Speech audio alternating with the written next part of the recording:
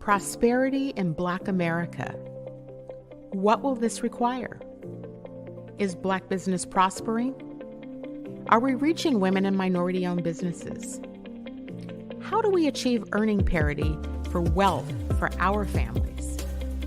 Do our children really have access to education? Will our families have choices for our children? Prison pipelines, mass incarceration, tearing our families apart. A healthcare system not accessible to the masses. The disproportionate termination of Black women from corporate America. When will we actually begin to address what's really at play? How do Black people gain more power to help make these changes? This requires a lot of political will and courage. I'm that provocateur of change. I am Cindi Bright. Welcome to HeartBeat. Good evening, everyone. Welcome to HeartBeat. I'm your host, Cindi Bright. I'm glad that you can join us this evening. We're happy to have you here. I hadn't been on in a couple weeks. Truth be told, I was, as Marshawn Lynch would say, I was protecting my mentals. It's been a lot that is going on in the national news with 20-something days left to this election. Well, left to we cast our votes. I'm not sure how many days are left post November 5th till we get a result from the election. But I wanted to come on tonight and talk, as I have been talking to many people about what they've been experiencing, and I have been closely watching a lot of the commentary on the news. Here in just a few minutes, my co-host, Aaron Jones, will be on to have this dialogue with me. But let me just talk about a few things I wanted to make sure I set the stage for before we talked this evening. Many people, have gotten excited. There has been so much momentum happening with the fact that we have somebody different and exciting on the presidential ticket in Vice President Harris. And there has been an egregious amount of coverage on her candidacy.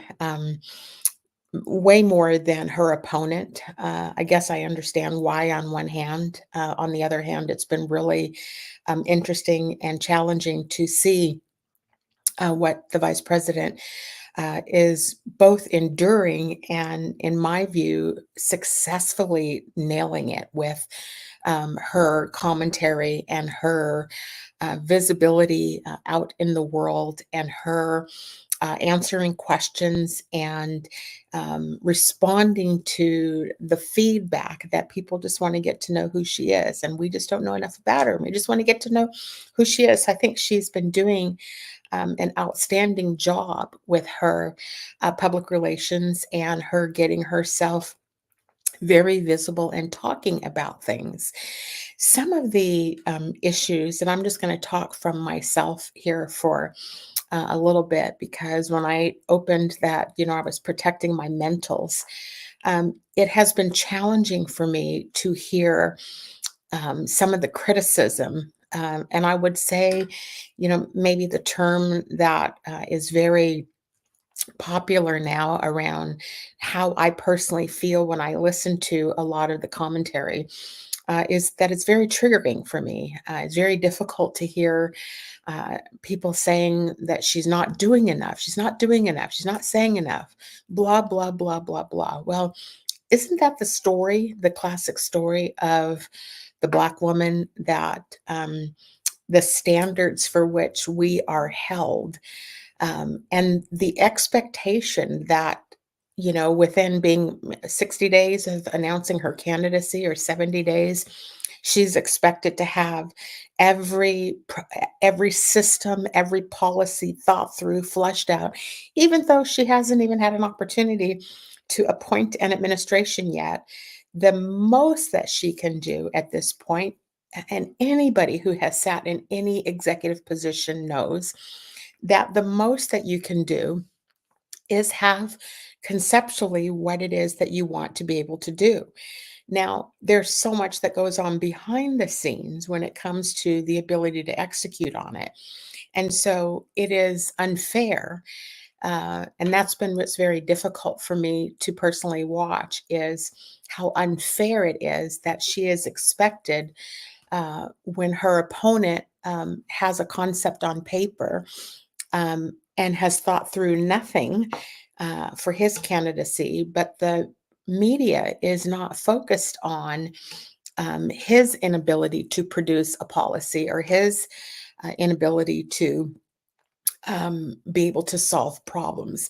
Vice President Harris's um, language that she's using is that he likes to run on a problem, not solve a problem. I listened to her the last couple of days. She's been out on the circuit. She's been on The View. Oh my God, I can't wait when Aaron Jones joins us in a few minutes. I really want to talk about that show. She's been on Howard Stern.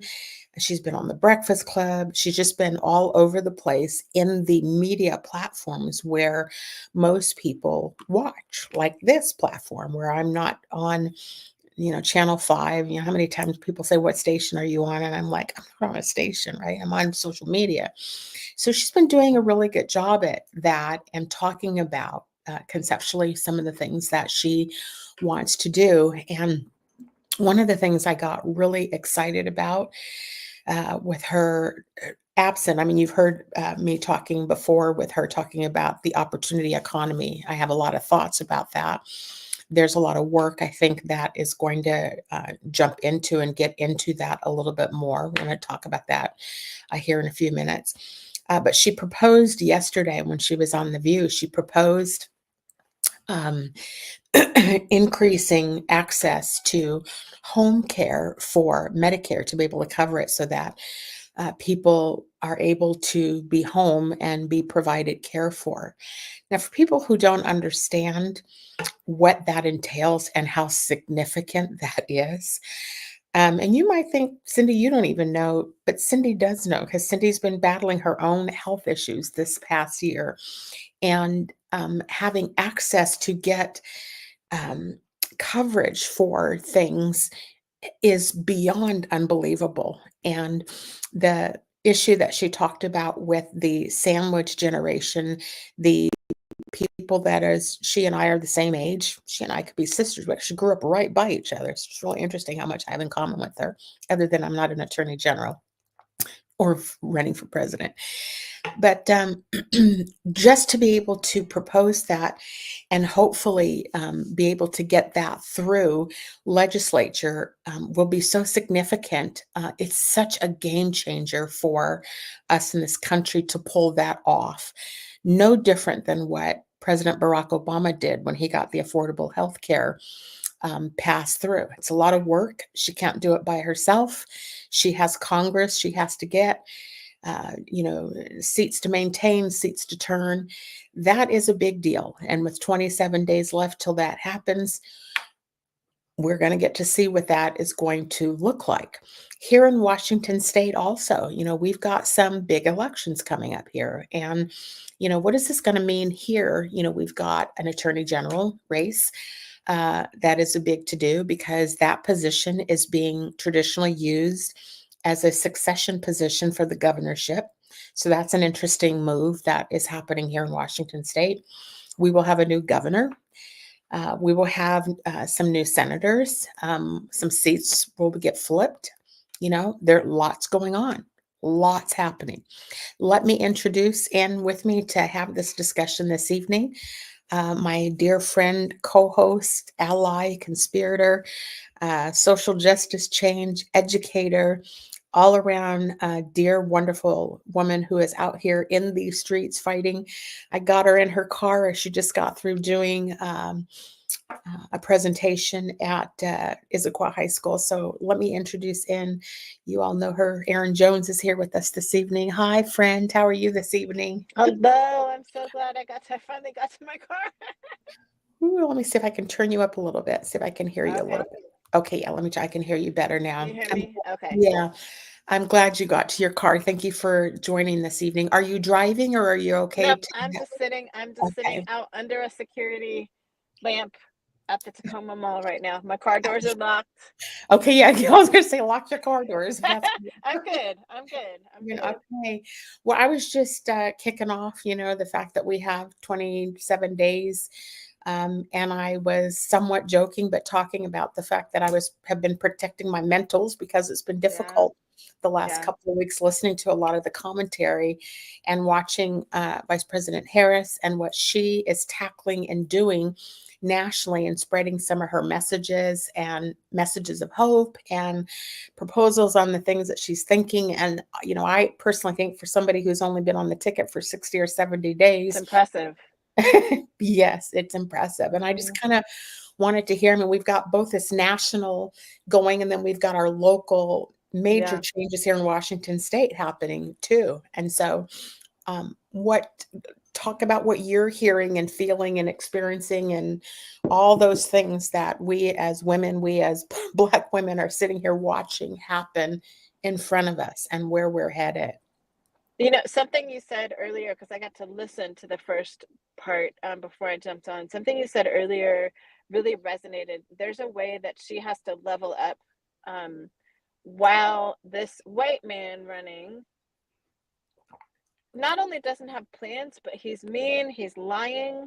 I mean, I Mhm, just the things that he is getting away with right now are really harmful. I mean, they're literally dangerous. As I think about how he has lied about disaster relief and mhm, just he gets away with that. And if she doesn't have everything buttoned up neatly with a bow, she somehow is behind. And I'm sorry. I mean, I'm usually a really positive person. I'm an affirming person. I just got out of a school, so I'm all about lifting people up. But to be really honest, I have yet to see him make a statement that makes sense in the mhm, last 3 weeks. And somehow you haven't heard enough from her. Like mhm, I just can't. I'm really struggling to rationalize how this is close at all. And mhm, it's not about even agreeing on policy. He can't explain any of his policy, and other than Project 2025 or his 47 plan on his page, all that says is we're going to make things better. There's no clear articulation of what he plans to do to make things better on his website, and she's got to like have everything neatly buttoned down. And as you said, she got into this just 2.5 months ago, and she has more clarity about the things that she wants to do, and she's not enough. Like, I just don't understand people that mhm. it's like apples and oranges to It's me. the complete double standard of what we have talked about all along. The whole reason why DEI efforts started, and are demolished because they don't progress the people like her, who have everything buttoned up. And I wonder how she even sleeps at night. She's gotten so Yeah, much done so quickly that yeah. um, one of the things. Well, first off, did you get to catch the vice presidential debate Yes, with? yes. Yes. What Mhm. were your thoughts about John David? I think he's one of the scariest people I've ever encountered in my life. And I've been around a lot of world leaders at the United Nations. He is one of the most terrifying people. I am much more worried about him than I am about Donald Trump. I Mhm, think JD Vance is incredibly smart, and he's a snake. I mean, I mhm, just he to go from saying Donald Trump is a Nazi to now Donald Trump is the biggest star ever tells me. I mean, I don't mind if you change your opinion. I don't have any problem with that. But he is whatever he needs to be in each space. I watch him. mhm, If he's with a group of like bros, Theo bros, he becomes a Theo bro. If he's in front of he needed to make himself appear kind in that vice presidential debate, and he did that. He's very accomplished, and that to me makes him really scary. mhm.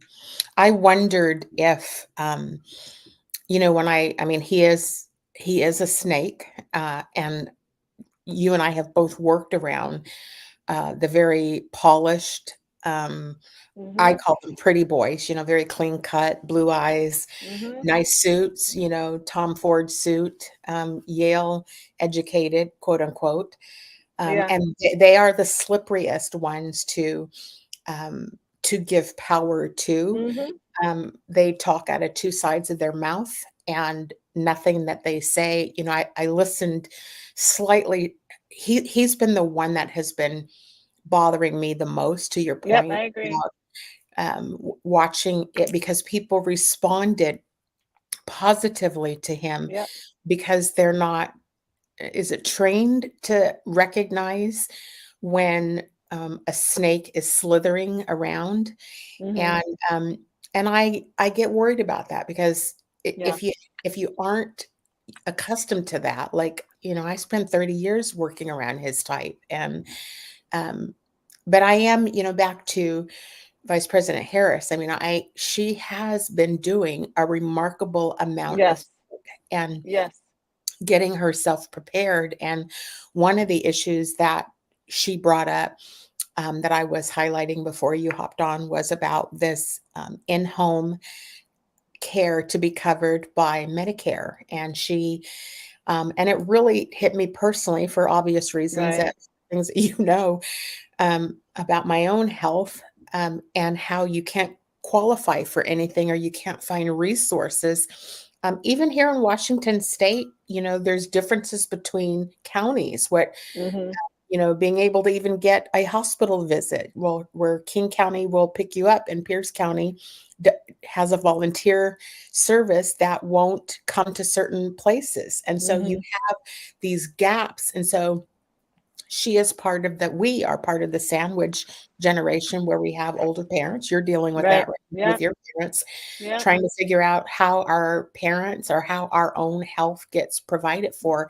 And for her to have that idea, beyond just typing up on a piece of paper concept, signed Kamala Harris, like what Yeah. Trump did. She's got something real and tangible that, uh, should there be the right turnover in Senate seats and so forth, we'll be able to get that passed. So I'm really hopeful that enough people turn out to vote in the down ballots, and help turn these seats where we need these seats to, Right. so we have it.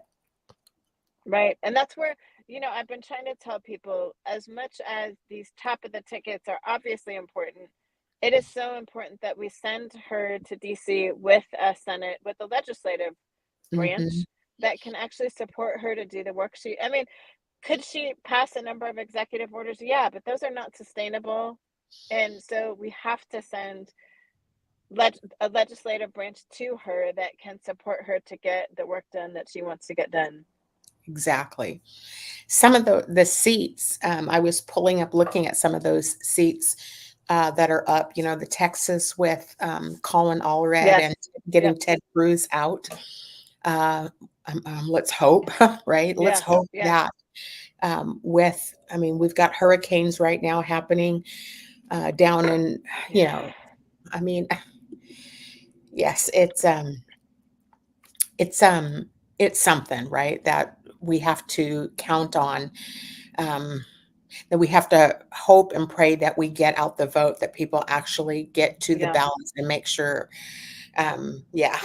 So, And I've got this book in me that I really hope to start writing. I wanted to start writing this summer, but it just has been too much emotionally and mentally. But I really believe we're at a place where we are deciding, what is the America we want to be? Who mhm, do we want to be? And I don't know that it's not that it's an existential threat and that America's going to end on November 10th or anything like that. But I really believe we're in a place where we have to decide, what is the culture of this country going to be? And I think what worries me is, I thought there were so many more people, not that we're Democrats, but so many more people who wanted a better way forward for more of us. And I think I am mhm, just really devastated. I was on a back and forth text message with a gentleman I met in Mexico who's from Tulsa, Oklahoma. he sat next to me in a restaurant in Mexico and asked me, "Are you a Jesus girl? Because I get the sense that you've been in ministry." And I said, "My husband and I were youth pastors." And he was texting me today to ask what I think about just the Republican Party. And I said, I'm just really disappointed in my Christian brothers and sisters, that I understand why some of them feel the need to vote Republican no matter what. I do. I understand that. And I'm so disappointed by the numbers of sisters and brothers who have said nothing about Trump's lies, who have not spoken up at all about the way that he talks about immigrants, who have not spoken up at all about just how he shows up to people. He's so negative and divisive, and he's antithetical to everything that I believe our Bible teaches. And so this gentleman and I, white gentleman and I, had a back and forth all afternoon for like 3 hours on text. And it was so refreshing to hear from him that he is speaking out in his community. But I feel like there are just far too many white women. I'm just going to point out white women right now, because when we look at the numbers, that is the largest group of people who right now are just in support of him. It makes no sense to me. It really makes no sense. And to just remain silent on the ways that he is all about himself. I am convinced, actually, I don't know that he's a racist, but what he is, he loves himself. And whatever he can do to make things about himself, he will do. So, when people ask, do I think Donald Trump is a racist? I think he just loves himself and hates whoever gets in his way. And I think some days it's immigrants, some days it's Black people, some days it's women. And I wish more people would speak up about that. Even if you're going to choose to vote Republican, speak up for a better way forward. Well, we're going to get we've got 3 weeks we're going to get to see, to the degree, the margin of victory, if there is, and to whom, and how far, with the Georgia elections. I can't help but, the fact that we have another hurricane I know. in the same area. I know. Yeah, I read somebody commented today, hate to be mean-spirited, but why can't Helene, or what's the latest hurricane name of it? Milton. Milton. Why can't Milton target Mar-a-Lago, right? Like, people have said that, but, jokingly, but you do wonder, how far you can't go on with this kind of much ugliness and harm to people and expect that something good is going to happen to you. And so, Yeah. Mother Nature is the power of the Father. And so it's just going to be fascinating for me. I saw Pastor John Gray and Abender Gray were on TikTok this afternoon, and we're asking for prayer back there in South Carolina, but said that they're still in pretty dire straits there, with no Yeah. power and so forth. Yeah. So it is interesting, as I'm having this vision of God's hand up over that area where all of this negativity is and all of these harmful people, and wondering what's going to happen here in the next 3 weeks. It's a little scary on some levels. It is scary. And I'm doing my best. I did a TikTok video about this yesterday. I'm doing my best also to remain grace-filled for the people. I have thought a lot in the last week about the power of cults. And I don't know if you know this, but I was in a cult for a couple months in college. When I first came to America, I was all by myself. I was one of only 3 students left on my college campus the summer after my freshman year. And I was thousands of miles from home alone. And these 2 really beautiful young people came onto campus, and they invited me to a Bible study. And I ended up part of this cult. I didn't know it was a cult for about 2 months. And something shook me out of it eventually. And a friend of mine got out, but the rest of our friends didn't get out. And there were probably about 15 of us between our 2 college campuses who got in, and we were smart people. I mean, you had to be smart to be at my college. And so I was talking to someone on my plane the other day about how could smart people get caught up with Trump? And he was suggesting, it was a neurologist. He said, you have to be dumb to follow Trump. I said, no, you don't actually. cult behavior happens when people feel like they don't belong. And I Mm. think there are way too many young white men and white women who just don't feel like they have a place. They don't know their place anymore. And I think he calls to that. He calls to that Mhm. deep hole and gives them that place to belong. And even if it doesn't make sense, he calls to that place in them. And so, I said to this neurologist, I actually know of several really smart people. Did you hear about the doctor who was from Seattle who just took her life? She was at January 6th and she No. just took her life this week. She was at January 6th. She was a doctor from Seattle. She went live during the takeover, like just she went live and was like spouting off about how proud she was to be on the Capitol January 6th, and they just found her dead last week. I She had was a not doctor heard from that. Seattle. And here's this brilliant woman. I mean, you have to be brilliant to get your degree as a doctor, and she was caught up in it. She was caught up in it, and she ended up being prosecuted, and she took her life last week. And I just think it is a reminder to people who have family members in to be really kind, because when you're in a cult and you have drunk the Kool-Aid, shaming people is not going to help them get out. Shaming people actually is not going to help them get out. It's going to be grace, as hard as this is for me to say, because it's hard to show grace right now to people. But I think I am trying to be grace filled for people that I don't understand. I'm trying to have a lot of grace, because beating them over the head and shaming them is also not going to get them to vote for Kamala. So, People don't understand, even those of us, I'll use myself, who appear to be just fine, yeah, but I'm hurting too.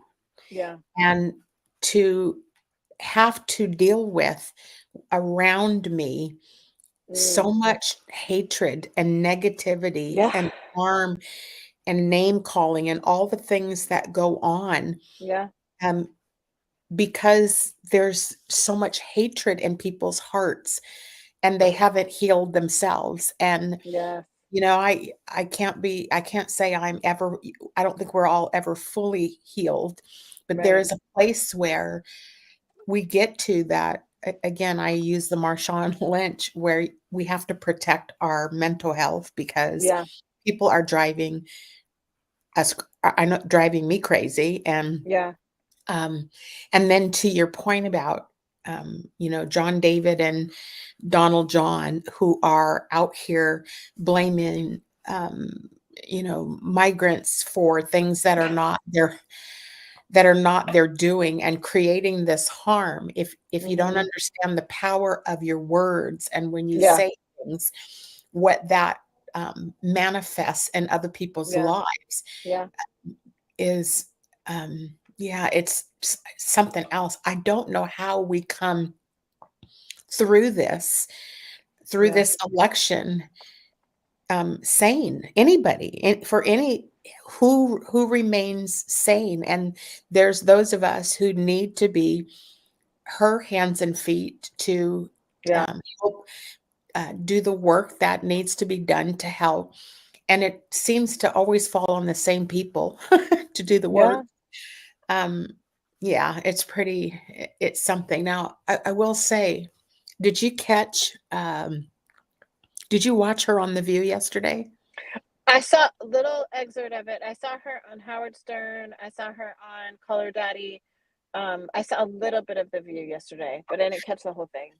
Did you did the media show any clips of when she sat down and when she got in the chair?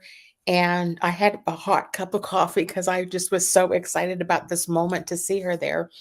When Whoopi Goldberg and her made eye contact with each other, have you seen clips of that? Yeah, yeah, Oh my God, I mean, I was like yeah, shaking when I saw it because there were these unspoken words yep, we got to watch it live where they smiled at each yeah, other. yeah, Um, and it was a sense of pride and yeah, support and love from, other people that recognize just what she's sacrificing. yes, to be able to do this, to be able to go into the presidential seat, because her life is going to be interesting to watch a woman president and how much Miss Clairol is she going to have to invest in.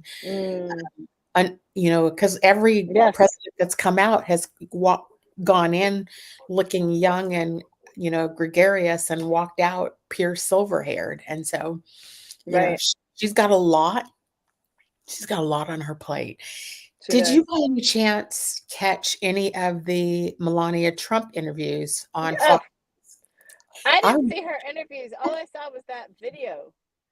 That I very saw I same saw her video. I saw one of her interviews, and it was really interesting to me.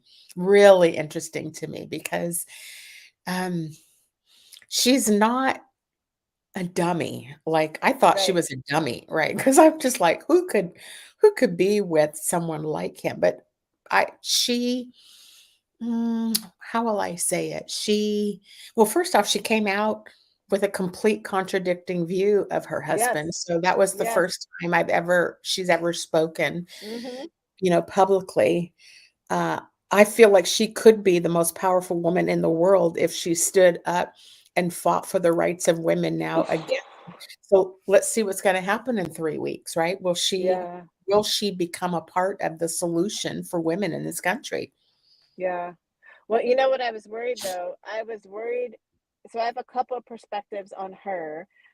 What made me worried about her is that I worry that she's putting this message out now to capture the Republican women vote who Mhm. are not pro-life in the way that JD Vance is, and I Yeah. worry about that. So my new friend, the neurologist, he was so convinced that her video was pro Democrat and that it's gonna push people over against her husband. But I said no, I worry that it will pull some of those women that were so unhappy about Roe v. Wade. Mhm. Mhm. That's my concern. Yeah, it's valid. That's a valid concern. Yeah, I just don't know. I was curious. I wanted to talk tonight about how you're faring and what you're hearing from other women and how they're faring through this time of this election and what we do. Yeah. What are we going to do on November the 5th? Because we won't know the winner on November the No, 5th. we will not. I think so there's several conversations I've been having. Number one, I was just talking to my assistant as she was driving me back from Issaquah, and she's a young biracial Asian and white woman. She's 25 years old, and she loves Call Her Daddy. And so she was so excited to see Kamala on Call Her Daddy. And she is not a political person, my assistant, but she's definitely going to vote blue. She's definitely not voting for Trump. But we had a really interesting conversation because she's been watching how Alex is being treated on Instagram by white women who are just so angry that she had Kamala Harris on the Call Her Daddy show. And I was saying to my assistant, I think what is so concerning is the number of white women who appear to be voting against their interest. Yeah. So on the one side, there's those white women that are so angry with Alex for having Kamala on the show. Then there's this other group of white women that I'm seeing who are so upset that white women are voting because they've been sexually assaulted. And so, how can you vote for someone who's been already prosecuted for SA? How is it possible that women are voting for someone who's literally been prosecuted, not just accused, but he's been convicted? And so what's interesting is watching those two dynamics of women is the women who appear to they're just going to vote Republican no matter what he does. Doesn't matter what he does. Like he said, he could shoot someone on Fifth Avenue and nobody would care. There's those women. And then there's this other group of white women who have been Republican who are like, we just can't. He is the opposite of anything we could see leading. We can't even imagine somebody like him leading. And I don't understand these women who are voting against their own best interest. I am so struggling. But I think the other piece of this is looking at Black women, and every group of people that I'm around where there are more Black women, we are all struggling watching this, Mhm. because every time somebody says something about Kamala, it's like they're saying it about us. And so Mhm. it's almost impossible to not make this personal. Just as Mhm. we see the critique of her, we also are feeling that critique Mhm. pointing right back at us. And I think that Mhm. is also really, really hard. I know she looks like me, and so I can just picture my straight hair self every time someone says she's dumb, or I'm in a place Stupid. He personally where actually called her stupid. I know. Like, yes. I mean, that What is, world leader does that? What president has ever spoken about another candidate that way? Like there's a way, in all my years of being around world leaders and being around folks in office, I have never heard a candidate talking about another candidate that way. And how are people not up in arms about that? Like, I I just don't know. understand why I more know. people aren't speaking out about that. I know. And like even in the media, like I'm a political junkie, so I watch, Abby Phillip every night. I Yeah. watch Laura Coates every night. Yeah. Um, 2 nights ago on Abby Phillip's show, I was so upset because um, Scott Jennings, do you know he's this white Hmm. guy, Yeah, Republican? I know who he is. So he's always Yeah. got this controversial perspective, and the Black people that are on there, Ashley Allison, who I friggin' Yeah. love, she's a Yeah. She's wonderful amazing. commentator, Yeah, but she's Michael Eric amazing. Dyson was on there, and Yes. did you catch, so Scott I did. Jennings took his finger and I put know. it in Michael, um, Eric Dyson. Dyson's face, and then I was so upset, and he was trying to address it on air, but Abby Phillip cut it off. And what Scott Jennings has said is, I don't work for you. Like, it was the most degrading, and it's the typical white folk. I'm superior to you, and I don't work for you. And Dyson was trying to, smooth through, making it. But so to your point, I was so upset that somebody talks to somebody like that, because I'm tired of being talked to like I have a tail Yep. between my leg too, Hmm. like where people just don't feel that they owe you any level of respect. They think they can Yep. talk to you any kind of way, and that it's okay, and that you're just going to forgive them, and that they're just going to continue to behave like an absolutely atrocious idiot, and think that they still have space in your life, or have done. Like, I've had to make some very difficult decisions, even in my own family, where I've had to cut off a toxic drunk that I have, who thinks that it's okay to be nasty and condescending and harmful to me. And I'm tired of it. Like, I'm tired of living in a society where people think it's okay to disrespect other people, and that you'll just, oh, I'm sorry, no more. Like, Yeah.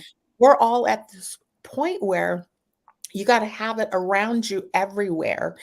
And the society says, I don't work for you, and I don't have to listen to you. And I'm concerned about you, Erin. Are you okay? Are you I'm safe? good. Yep. I'm good. Yep.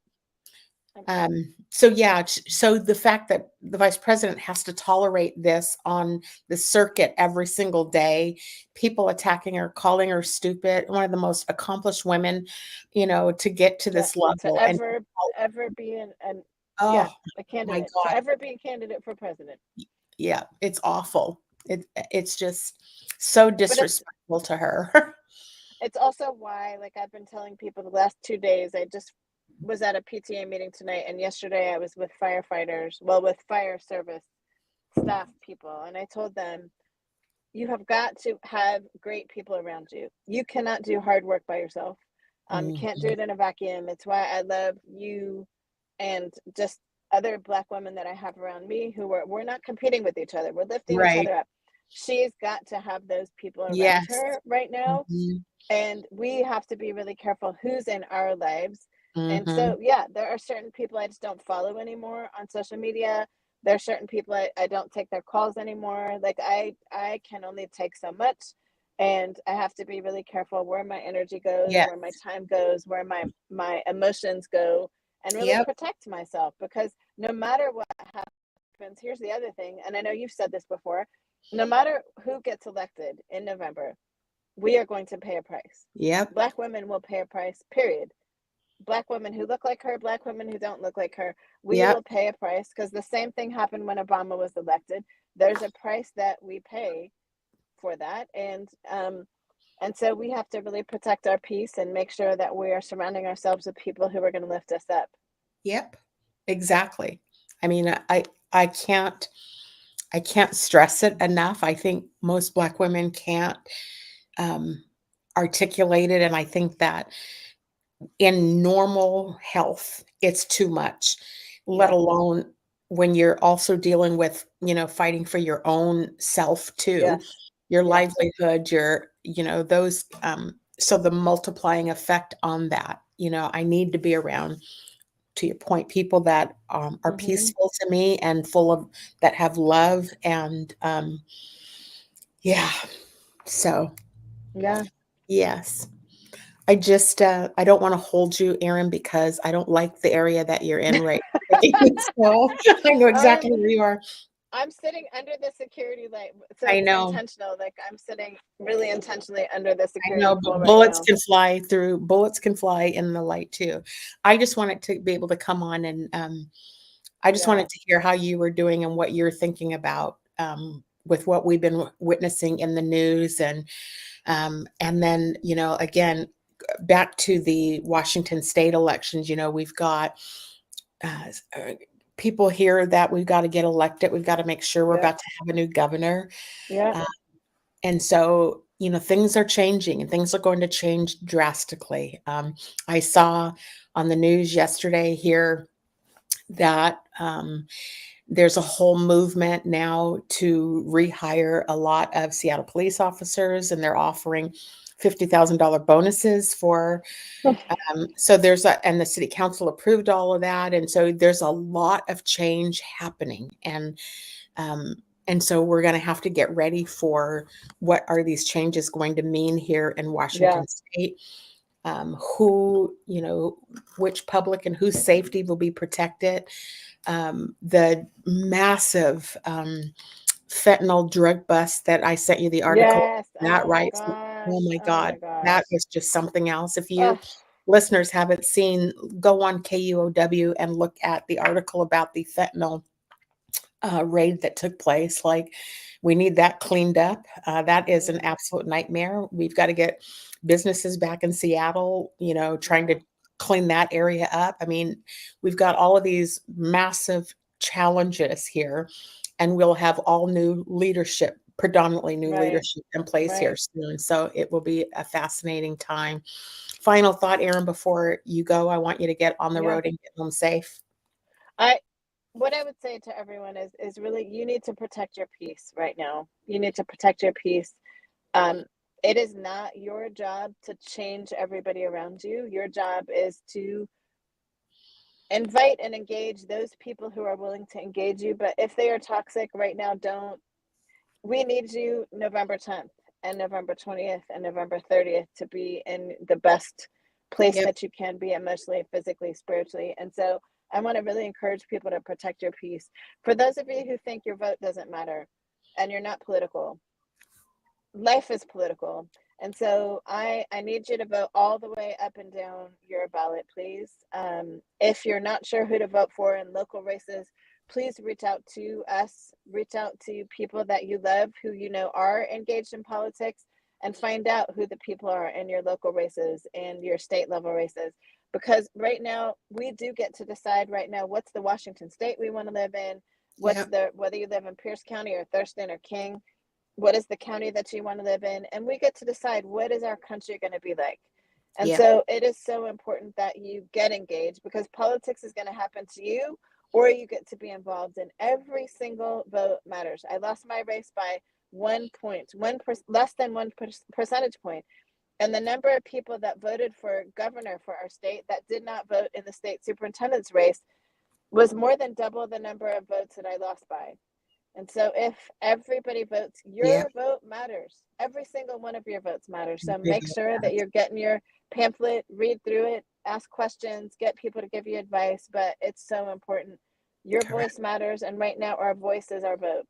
Correct. You're right, Erin. And, to our audience, our ballots are dropping next week, October Mhm. 16th. And so what Erin was just saying, we've got to turn those around and get those in right away. Every vote counts. She's right. There's no room for error. Mhm. There's no room to stay home. So thank you everyone for joining us this evening. I'm just going to show you a quick couple of commercials on a couple of races here to make sure we're supporting a couple of races here. And then we'll look forward to you next week. So have a good week, everybody. I'm Patty Cooterer, running for State Insurance Commissioner. When my daughter was born critically ill, I had to fight my insurance company for life-saving care. Now I'm dedicated to ensuring that no family faces that trauma, whether it's healthcare, home, or pet insurance. The Commissioner oversees it all in Washington. I'll bring transparency, fairness, and work to lower costs. Vote for me, and I'll fight for you. Paid for by Patty for Washington. State Senator Twana Nobles has earned the trust of our community. As a mother with kids in public schools, she understands what working families need to thrive. That means increasing access to financial aid, expanding the working families tax credit so we can afford to live in our communities, and ensuring Washingtonians continue to have access to abortion. Re-elect Twana Nobles, trusted by the community, the champion we need. Paid for by Friends of Twana Nobles. That up the sacks, I favor black businesses. Sue me, I'm rooting for everybody that's black. Yeah. Yeah. Sue me, I'm rooting for everybody that's black.